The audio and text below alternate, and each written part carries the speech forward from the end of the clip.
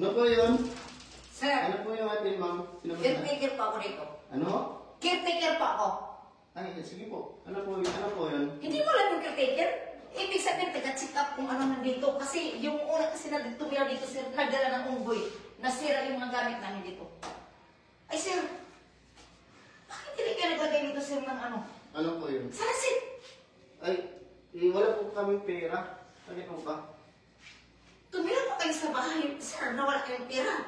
Oh, dapat bili kayo ng salasit, sir, para maganda. Kagaya sa akin, bisita, saan ako upo? Dito, sir. Maganon, sir. Maganon. Hindi mo nga naman ako pinapoy. Sige po. Sabihan ko kasi mama kapag... Sabihan mo yung mama mo. Sandali, sir. Titingnan ko ba kayo mga gamit na nasira na, sir? Okay naman. Diretso ako dito, sir, ha? Baka sabihin mo, sir, ha? Na ano, caretaker ako dito, sir. Kaya may karapatan ako, sir, makialam sa mga gamit. Sir! Yung ano naman, ayusin. Hindi yan ganyan paglagay, sir, ng ano, sir? Paano masira yan, sir? Mante! Ayusin yan, lagay mo, akin mo. Lasing pang mahal tumira ng bahay na to. Nakalitan talaga ako. Sir! Ano po yun? Dapat, sir, dito, sir, sa iba wala ito. Kunin mo yan. Ito, kunin mo. Dito, sir, sa ibabaw, sir, prutas ang ilagay, sir. Halimbawa, pupunta ko dito, nagugutom ako. Ha? Alam nga naman, timpla pa ko ng gatas. Magbili ka, mag-order pa may punuin mo yan ng gatas. Na ano? Hindi, gatas kasi. Prutas! Prutas. Nagulang tuloy ako sa'yo, peh. Wala po ba talaga mabili niyan? Tingnan mo. Bakit nila yung laman loob ng rip niyo, sir? Puno dapat yan ang pagkain, sir. Mga lutuin na ulam. Oh? Hisas! Parang mga luma na itong mga isap niyo dito, sir. Dapat araw-araw mamamalingki ka dyan. Nandiyan lang naman sa labas ang ano?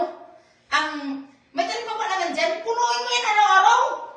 Dapat presko yung mga ulam niyo. Nako.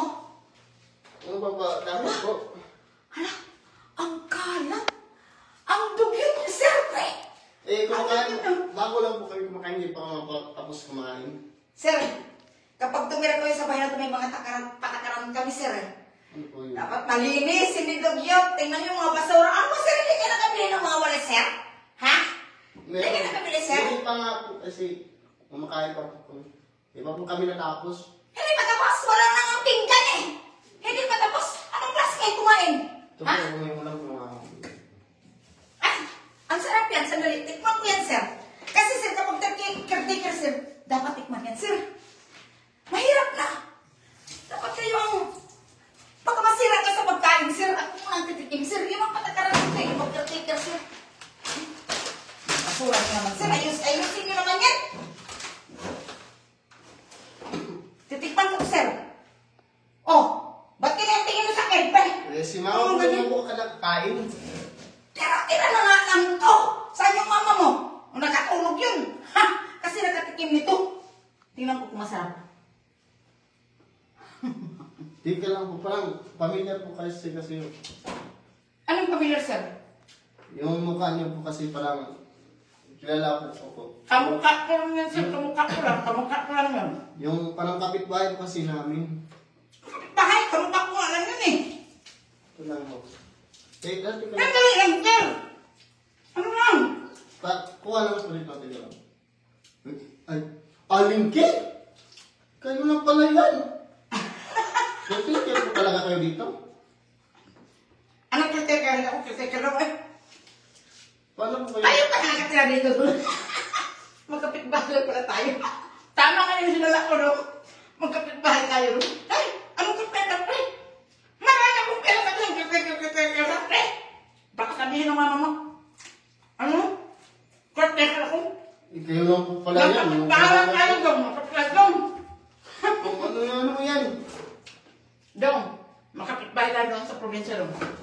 Ano pa? Bigit-bigit ko na to doon. Meron pa rin sa mga biscuit pala. Ano? Sasayang lang kayo magkaya kasi yan guys daw. Ako na bahala dito daw. Ako na bahala. Ako na magtapo ng mga basura daw. At saka ito daw. gatas at saka kape.